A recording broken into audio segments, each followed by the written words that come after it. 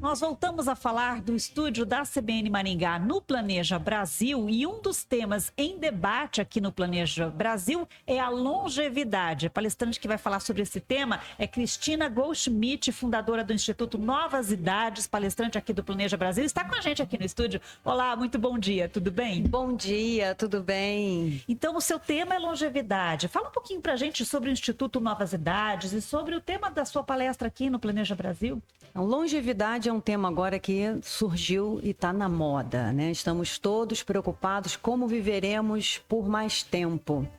Só que a longevidade no Brasil precisa ser associada ao envelhecimento da população. Estamos passando por uma época no Brasil em que a nossa pirâmide etária se inverteu. Temos menos jovens e mais pessoas mais velhas. Então, quando comparamos o grupo de jovens com o grupo de idosos, em 2030 nós teremos, pela primeira vez, mais idosos do que jovens. E esse processo vem acompanhado do fenômeno da longevidade. Além de nos tornarmos um país mais velho, seremos pessoas mais velhas em maioria e vivendo por mais tempo. Esse é o objeto de pesquisa, de estudo e de prestação de serviços do Instituto Novas Idades. Como enfrentar essa nova realidade demográfica no ponto de vista de coordenarmos saúde, educação, trabalho, aposentadoria e ambiente. E esse é um desafio para muitos prefeitos, para muitas prefeituras, e é o tema debatido aqui no Planeja Brasil justamente por isso, porque os prefeitos estão aqui em busca de soluções, de ideias, de propostas, né? Perfeito. Os prefeitos precisam entender também qual é a composição demográfica dos seus municípios, qual é o impacto fiscal que acontecerá, né, diante desse envelhecimento da população daquele município, impacto fiscal, impacto demográfico por si, e para fins de planejamento. Como eu vou planejar a saúde, uma vez que a minha população tende a ter a maioria em determinada faixa etária, enfrentando determinado tipo de problema? Eu preciso ou não preciso alocar verba orçamentária para instituições de longa permanência para idosos? Como eu preciso investir em prevenção, saúde preventiva, para que os idosos de um futuro próximo não necessitem tanto utilizar o serviço de saúde, o serviço de assistência, e não tenham tanta necessidade de acesso a uma estrutura tão larga, tão enorme como precisa ser hoje, né? A estrutura destinada a cuidar dos idosos. E os prefeitos, até pouco tempo atrás, pelo menos, eles já assumiam as gestões pensando em quantas creches e escolas iam construir, né? Então essa lógica está tendo que mudar, né? Essa lógica tem que mudar urgentemente. A gente precisa pensar educação, processo formativo, de acordo com os novos grupos etários. Nós temos hoje uma população na casa dos 35 a 45 anos e de 45 a 55 anos com necessidades em termos de formação e de preparação para aumentar a sua trabalhabilidade muito acentuadas, porque a gente converge aqui, né, a questão da tecnologia. A gente vive num mundo hoje do trabalho que demanda por atualização permanente de habilidades para o trabalho. Então, quando a gente pensa em educação e a gente pensa só nas crianças, creches e educação básica, a gente está adotando um raciocínio de quando a gente tinha um bônus demográfico, na década de 70, 80, que a gente tinha uma população jovem enorme. E a gente precisava, de fato, cuidar em termos de planejamento do futuro dessa população. Hoje a gente precisa pensar futuro com uma nova mentalidade, considerando o futuro de quem já é adulto e precisa se atualizar, precisa garantir que vai manter a sua trabalhabilidade, porque além da questão da saúde, a gente tem a questão previdenciária implicada nesse novo quadro demográfico. Então, a atualização para o trabalho, a educação, ela precisa ser abordada à luz de todas as faixas etárias. Não somente a gente planejando como a gente educa nossas crianças. Elas ainda existem, obviamente, são em menor número, mas a gente tem um contingente, uma população enorme que vai precisar manter a sua trabalhabilidade durante mais tempo. Porque não há mais como a gente sustentar um sistema previdenciário que previa o fim da vida laboral aos 65 anos. Essa realidade mudou. E isso traz implicações para o processo formativo, para a educação. Mantermos essas pessoas atualizadas o suficiente para que se mantenham trabalháveis, com trabalhabilidade em dia. Não quer dizer emprego, mas sim trabalho. Possam empreender, possam atuar de formas diferentes, se mantendo economicamente ativas. E isso, então, é um desafio para o poder público, mas pensando também no indivíduo, né? O que cada pessoa pode fazer para contribuir para o seu futuro, um futuro com mais qualidade de vida na terceira idade? A gente tem a dimensão coletiva, que a gente não pode esquecer. Cada um de nós é um contribuidor para o bem ou para o mal, para essa dimensão coletiva. Então, na medida em que eu tenho a consciência de que aquilo que eu faço afeta não só a mim, mas afeta o meu entorno mais imediato, eu já com essa consciência estou fazendo um efeito diferente só por ter essa consciência. Então, individualmente, a gente deve buscar cuidar da saúde, se alimentar melhor, buscar um modo de vida, um estilo de vida compatível com esse futuro mais longo. Então a gente brinca muito, fala que é importante cuidar dos joelhos, né? Quando a gente trata de longevidade, porque a gente vai precisar agachar e caminhar e se manter ativo durante mais tempo. Então tem as implicações de saúde relacionadas a isso, alimentação, cuidar da questão preventiva de uma maneira geral, fazer exames, acompanhar, né, e adotar estilo de vida saudável relativamente a sono, dormir as horas necessárias, beber água, né, tratar o seu corpo como um corpo que você vai carregar durante mais tempo do que o que estava previsto quando você nasceu. Então precisa cuidar em primeiro lugar da saúde. Em segundo lugar, pensar em educação ao longo da vida. Nós estamos saindo de uma era em que a gente se acostumou com um processo formativo em uma onda única. A gente ia para a escola, depois para a universidade, fazia pós-graduação e, teoricamente, estaria pronto para o mercado de trabalho e, a partir dali, apenas pequenas evoluções, né, de habilidades. Isso mudou. Agora a gente precisa pensar em aprendizado ao longo da vida.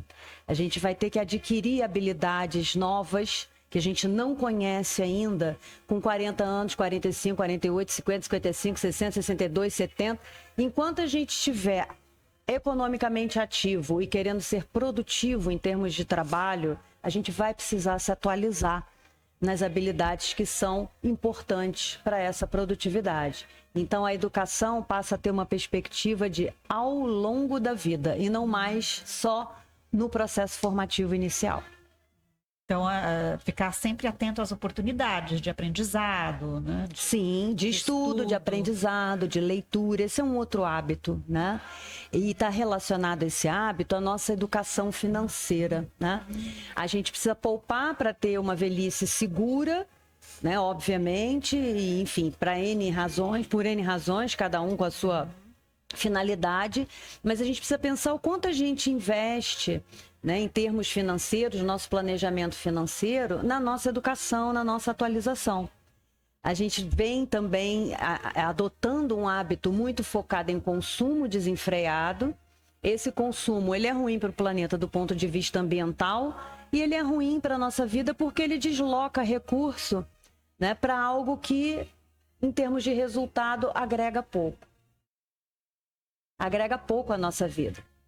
Verdade. O dinheiro que a gente usa consumindo desenfreadamente, a gente pode utilizar para melhorar a nossa qualidade de vida em termos de saúde, para estudar, para se melhorar em termos de trabalhabilidade, de atualização. E não só de trabalhabilidade, né? Em termos também de inclusão. A gente precisa se atualizar para se sentir incluído e ser incluído socialmente, especialmente agora que a gente vive um momento, né, de digitalização tão acelerado. Cristina, tem muitos idosos que estão chegando a uma idade ainda com saúde física, né? Mas a cabeça não está muito legal, né? Entra um pouco em depressão. Como lidar com a saúde mental dos idosos? A depressão, né, na idade mais avançada, ela pode estar ligada a aspectos até relacionados à genética, enfim, né, hereditário, tendência a ter depressão, enfim, são quadros clínicos que podem acometer pessoas, eu não sou médica, estou falando do que eu leio, em qualquer idade. Mas o isolamento, da pessoa idosa, causado pelo preconceito etário, etarismo, ele contribui numa monta, assim, inacreditável para esses casos de adoecimento mental. O que a nossa sociedade, o que nós como grupo social estamos acostumados a fazer? A descartar a pessoa idosa, a encostar a pessoa idosa como se ela não valesse mais nada, como se ela fosse um atravanco. Essa também é uma mentalidade antiga. Hoje você vê nas novelas, você vê na mídia em geral, né, nos filmes em geral, histórias sendo contadas de uma forma diferente. Pessoas com 60 anos, 65, 75, em pleno, né, no auge da sua capacidade de entregar o seu trabalho, de viver e a gente ainda não mudou nossa cabeça em relação a isso. A gente ainda trata muita gente com 65, 70 anos até de forma pejorativa, né? Usando palavras como vovozinho, vovozinha. Eu vou falar com o vovozinho aqui, vou atender o vovozinho. Essa linguagem, por mais que ela tenha até um intuito carinhoso, né, de endereçamento, ela é uma linguagem fundada numa construção preconceituosa. Então, esse quadro de saúde mental, ele é agravado pelo isolamento que o próprio grupo social faz do idoso, ao excluir o idoso. E o idoso é excluído não só pela sociedade da forma preconceituosa, mas ele é excluído porque ele também não tem opções de lazer, de consumo. Que lugar eu vou frequentar?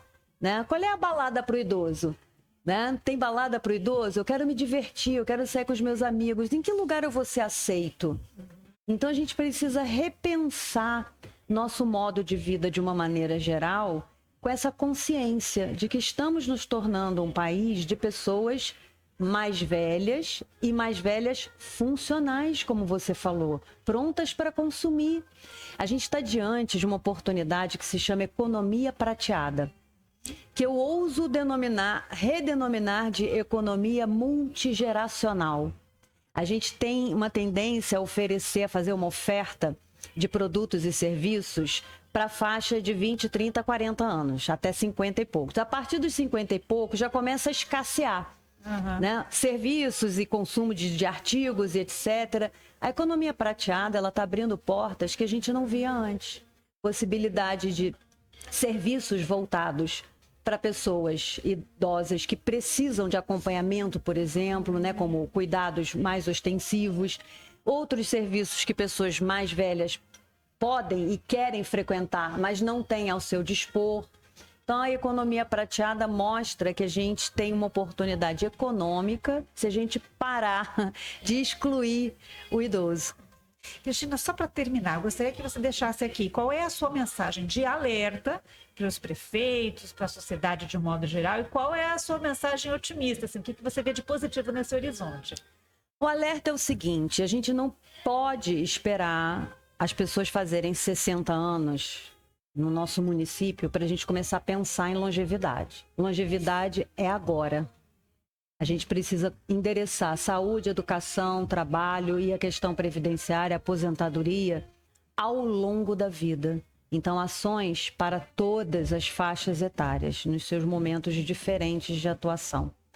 Esse é o grande alerta. E a mensagem, né? A mensagem positiva é que se a gente não começa a fazer o que precisa ser feito diferente agora, a gente não vai ter efeito no futuro. Então, por um horizonte diferente, assim, mais próximo, um horizonte de futuro mais próximo, diferente e positivo, vamos arregaçar as mangas e começar a fazer agora. Certo. Cristina, muito obrigada pela entrevista. Um ótimo dia. Eu que agradeço. Nós conversamos com Cristina Goldschmidt, ela é fundadora do Instituto Novas Idades e palestrante do Planeja Brasil.